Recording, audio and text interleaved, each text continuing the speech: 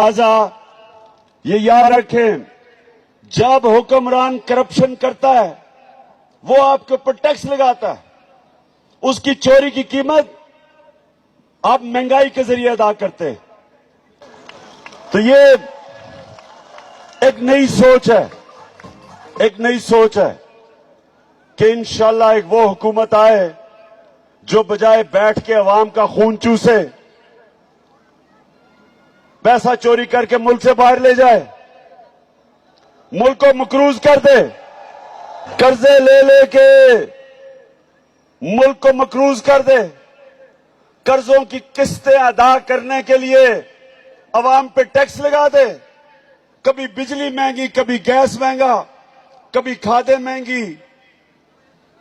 پیسے petrol diesel. تو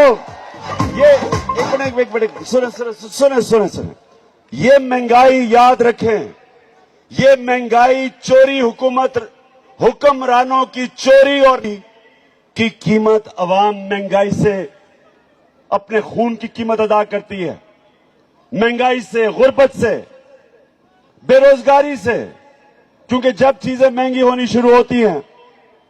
مثلا میں نے ایک فیکٹری لگانی ہے، اب میں فیکٹری لگاؤں گا، ہندوستان میں بجلی بھی سستی، پاکستان سے گیس بھی سستی، یہاں انہوں نے ٹیکس لگا کے بجلی بھی مہنگی، گیس بھی مہنگی، تو میری فیکٹری میں جو بھی میں چیزیں نکالوں گا وہ کیسے مقابلہ کریں گے ہندوستان کا؟ لہذا یہ یاد رکھیں، جب حکمران کرپشن کرتا ہے وہ آپ کے اوپر ٹیکس لگاتا ہے، اس کی چوری کی قیمت آپ مہنگائی کے ذریعے ادا کرتے ہیں۔